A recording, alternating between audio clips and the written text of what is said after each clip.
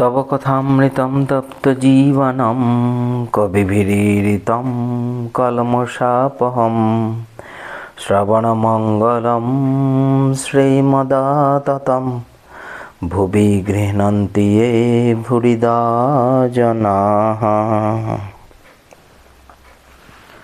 তোমার কথামৃত তাপদগ্ধ জনগণের জীবনস্বরূপ মুনিগণ কর্তৃক কীর্তিত পাপসমূহের বিনাশক, শ্রবণ মাত্রই মঙ্গলপ্রদ ও সকল সম্পদের আকর। ঠাকুর গভীর সমাধিমগ্ন হইয়া আছেন। 349 পৃষ্ঠায় আমরা আগের দিন পড়েছি। সমাধিস্থ অবস্থাতেই বলছেন, আমি হয়েছি, আমি এসেছি বলে আবার সমাধিস্থ হয়ে গেলেন, স্থির। তারপর অনেকক্ষণ পরে সমাধি থেকে হুঁশ হলো। তখন বালকের ন্যায় হাসছেন, হেসে হেসে ঘরের মধ্যে পাদচারণ করিতেছেন। বলছেন, অদ্ভুত দর্শনের পর চক্ষু হইতে যেরূপ আনন্দ জ্যোতি বাহির হয়, সেই রূপ ঠাকুরের চক্ষের ভাব হইল। মুখে হাস্য, শূন্য দৃষ্টি। ঠাকুর পায়চারি করিতে করিতে বলিতেছেন, বটতলায় পরমহংস দেখলাম এই রকম হেসে চলছিল, সেই স্বরূপ কি আমার হলো? নিজেই বলছেন।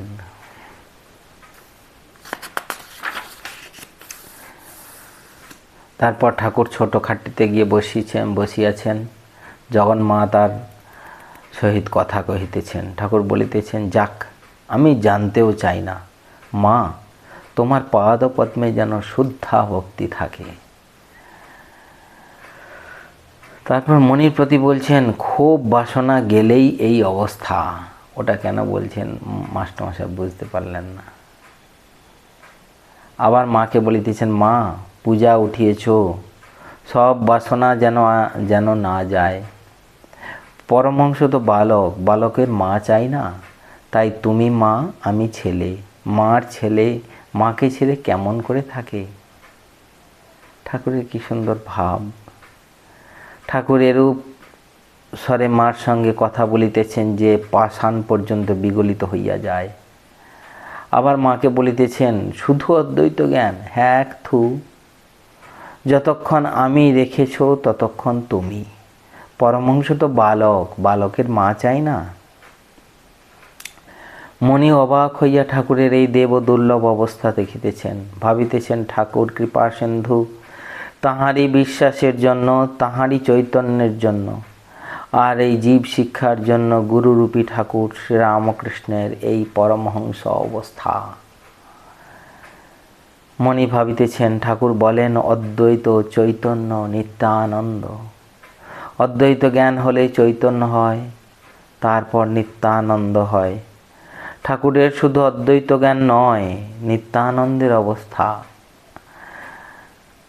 জগন্মাতার প্রেমানন্দে সর্বদাই বিভোর মাতোয়ারা। হাজরা ঠাকুরের এই অবস্থা হঠাৎ দেখিয়া হাত জোড়ো করিয়া মাঝে মাঝে বলিতে লাগিলেন, ধন্য ধন্য।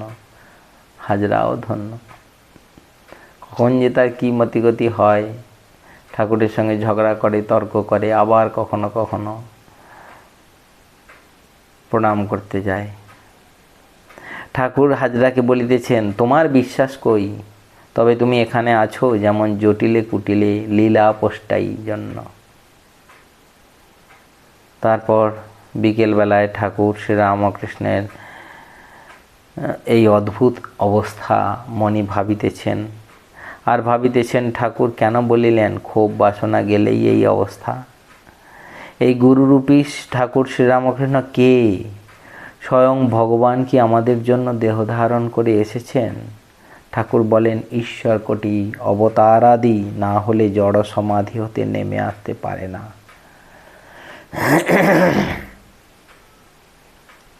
তারপর গুহ্য কথা,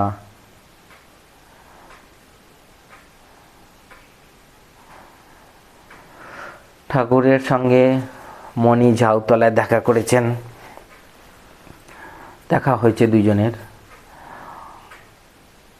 এখানে খানিকটা বর্ণনা করছেন যে দক্ষিণেশ্বরের অবস্থানটা। ওনারা কোন জায়গায় অবস্থান করছেন। তারপর ঠাকুর বলছেন নিরাকারও সত্য, সাকারও সত্য। এতক্ষণ বলছিলেন যে ভক্তি সার,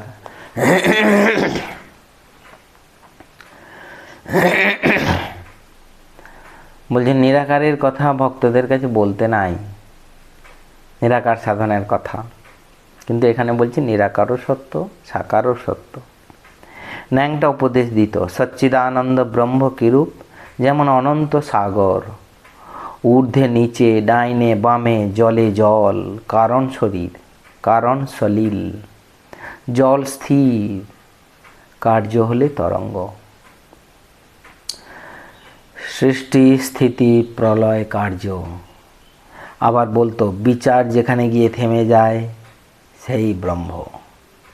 যেমন কর্পূর জ্বাললে পুড়ে যায়, একটু ছাইও থাকে না। ব্রহ্ম বাক্যমানের অতীত। লুনের পুতুল সমুদ্র মাপতে গিয়েছিল, এসে আর খবর দিলে না, সমুদ্রেতেই গলে গেল। ঋষিরা রামকে বলেছিলেন, রাম, ভরদ্বাজাদি তোমাকে অবতার বলতে পারেন, কিন্তু আমরা তা বলি না। আমরা শব্দ ব্রহ্মের উপাসনা করি, আমরা মানুষ রূপ চাই না। রাম একটু হেসে প্রসন্ন হয়ে তাদের পূজা গ্রহণ করে চলে গেলেন। নিত্য লীলা দুই সত্য।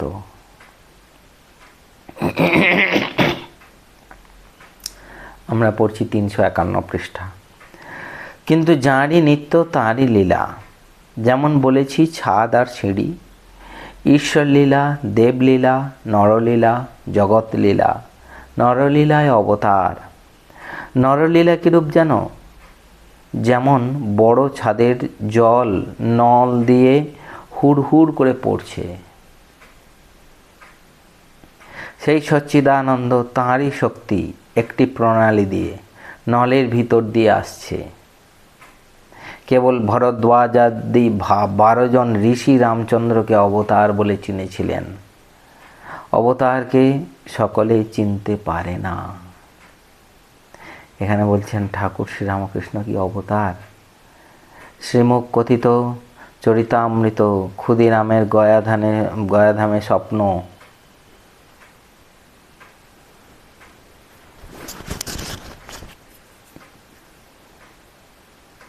ঠাকুরকে হৃদয়ের মার পূজা, ঠাকুরের মধ্যে মথুরের ঈশ্বরী দর্শন, ফুলুই শ্যামবাজারের শ্রী গৌরাঙ্গের আবেশ। শ্রীরামকৃষ্ণ মনের প্রতি তিনি অবতার হয়ে জ্ঞান ভক্তি শিক্ষা দেন। আচ্ছা, আমাকে তোমার কিরূপ বোধ হয়? আমার বাবা গয়াতে গিয়েছিলেন, সেখানে রঘুবীর স্বপন দিলেন, আমি তোদের ছেলে হব। বাবা স্বপন দেখে বললেন, ঠাকুর আমি দরিদ্র ব্রাহ্মণ, কেমন করে তোমার সেবা করব? রঘুবীর বললেন, তা হয়ে যাবে। দিদি হৃদের মা আমার পা পুজো করত ফুল চন্দন দিয়ে। একদিন তার মাথায় পা দিয়ে বললে, অর্থাৎ একদিন তার মাথায় পা দিয়ে মা বললে, তোর কাশিতেই মৃত্যু হবে। সেজবাবু বললে, বাবা তোমার ভিতর আর কিছু নাই, সেই ঈশ্বরই আছেন, দেহটা কেবল খোল মাত্র। যেমন বাহিরে কুমড়োর আকার, কিন্তু ভিতরে শাঁস বিচি কিছুই নাই। তোমায় দেখলাম যেন ঘোমটা দিয়ে কেউ চলে যাচ্ছে, আগে থাকতে সব দেখিয়ে দেয়। বটতলায় অর্থাৎ পঞ্চবটী তলায় গৌরাঙ্গের সংকীর্তনের দল দেখেছিলাম। ঠাকুর পুরনো কথা স্মরণ করছেন। তার ভিতর যেন বলরামকে দেখেছিলাম, আর যেন তোমায় দেখেছিলাম। গৌরাঙ্গের ভাব জানতে চেয়েছিলাম। ওদেশে শ্যামবাজারে দেখালে, গাছে পাঁচিলে লোক, রাত দিন সঙ্গে সঙ্গে লোক, 7 দিন হাগবার জো ছিল না। তখন বললাম, মা আর কাজ নাই, তাই এখন শান্ত। আর একবার আসতে হবে। তাই পার্শ্বদের সব জ্ঞান দিচ্ছি না সহাস্যে। ঠাকুর বলছেন আর একবার আসতে হবে। তোমাদের যদি সব জ্ঞান দিই তাহলে তোমরা আর সহজে আমার কাছে আসবে কেন? তোমায় চিনেছি তোমার চৈতন্য ভাগবত পড়া শুনে। তুমি আপনার জন, এক সত্তা, যেমন পিতা আর পুত্র। এখানে সব আসছে যেন কলমির দল, এক জায়গায় টানলে সবটা এসে পড়ে। পরস্পর সব আত্মীয়, যেমন ভাই ভাই। জগন্নাথে রাখাল হরিশ টরিশ গিয়েছে আর তুমিও গিয়েছ, তা কি আলাদা বাসা হবে? যতদিন এখানে আসো নাই ততদিন ভুলেছিলে, এখন আপনাকে চিনতে পারবে। তিনি গুরুরূপে এসে সব জানিয়ে দেন। তোতাপুরীর উপদেশ, গুরুরূপী শ্রী ভগবান স্বস্বরূপকে জানিয়ে দেন। ন্যাংটা বাঘ আর ছাগলের পালের গল্প বলেছিল। একটি বাঘিনী ছাগলের পাল আক্রমণ করেছিল। একটি ব্যাধ দূর থেকে দেখে ওকে মেরে ফেললে। ওর পেটে ছানা ছিল, সেটা প্রসব হয়ে গেল। সেই ছানাটা ছাগলের সঙ্গে বড় হতে লাগলো। প্রথমে ছাগলের মায়ের দুধ খায়, তারপর একটু বড় হলে ঘাস খেতে আরম্ভ করলে, আবার ছাগলের মতো ভ্যা ভ্যা করে। ক্রমে খুব বড় হলো, কিন্তু ঘাস খায় আর ভ্যা ভ্যা করে। কোনো জানোয়ার আক্রমণ করলে ছাগলদের মতো দৌড়ে পালায়। একদিন একটা ভয়ঙ্কর বাঘ ছাগলদের পাল আক্রমণ করলে সে অবাক হয়ে দেখলে যে ওদের ভিতরে একটি বাঘ ঘাস খাচ্ছিল। ছাগলদের সঙ্গে দৌড়ে পালালো। তখন ছাগলদের কিছু না বলে ওই ঘাস কেকো বাঘটাকে ধরলে। সেটা ভ্যা ভ্যা করতে লাগলো আর পালাবার চেষ্টা করতে লাগলো। তখন সে তাকে একটা জলের ধারে টেনে নিয়ে গেল আর বললে, এই জলের ভিতর তোর মুখ দেখ, দেখ আমারও যেমন হাঁড়ির মতো মুখ, তোরও তেমনি। তারপর তার মুখে একটু মাংস গুঁজে দিলে। প্রথমে সে কোনো মতে খাবে না, খেতে চায় না। তারপর একটু আস্বাদ পেয়ে খেতে লাগলো। তখন বাঘটা বললে, তুই ছাগলদের সঙ্গে ছিলি আর তুই ওদের মতো ঘাস খাচ্ছিলি, ধিক তোকে। তখন সে লজ্জিত হলো। ঘাস খাওয়া কিনা কামিনী কাঞ্চন নিয়ে থাকা, ছাগলের মতো ভ্যা ভ্যা করে ডাকা আর পালানো, সামান্য জীবের মতো আচরণ করা, বাঘের সঙ্গে চলে যাওয়া কিনা গুরু যিনি চৈতন্য করলেন তাঁর শরণাগত হওয়া, তাঁকেই আত্মীয় বলে জানা, নিজের ঠিক মুখ দেখা কিনা স্বস্বরূপকে চেনা। গুরুর কৃপায় মানুষ আয়নাতে ঠিক মুখ দেখতে পায়, মানে স্বস্বরূপকে চিনতে পারে। ঠাকুর দণ্ডায়মান হইলেন, চতুর্দিকে নিস্তব্ধ, কেবল ঝাউ গাছের শোঁ শোঁ শব্দ ও গঙ্গার কুলকুল ধ্বনি। তিনি রেল পার হওয়া পঞ্চবটির মধ্যে দিয়ে নিজের ঘরের দিকে মণির সহিত কথা কহিতে কহিতে যাইতেছেন। মণি মন্ত্রমুগ্ধের ন্যায় সঙ্গে সঙ্গে যাইতেছেন। ঠাকুর শ্রীরামকৃষ্ণের বটমূলে প্রণাম। পঞ্চবটিতে আসিয়া যেখানে ডালটি পড়ে গেছে সেইখানে দাঁড়াইয়া পূর্বাশ্ব হইয়া বটমূলে চাতাল মস্তক দ্বারা স্পর্শ করিয়া প্রণাম করিলেন। এই স্থান সাধনের স্থান, এখানে কত ব্যাকুল হইয়া ক্রন্দন, কত ঈশ্বরীয় রূপ দর্শন আর মার সঙ্গে কত কথা হইয়াছে। তাই কি ঠাকুর এখানে যখন আসেন তখন প্রণাম করেন? বকুলতলা হইয়া নহবতের কাছে আসিয়াছেন মণি সঙ্গে। নহবতের কাছে আসিয়া হাজরাকে দেখিলেন। ঠাকুর তাহাকে বলিতেছেন, বেশি খেও না আর সূচিবাই ছেড়ে দাও। যাদের সূচিবাই তাদের জ্ঞান হয় না।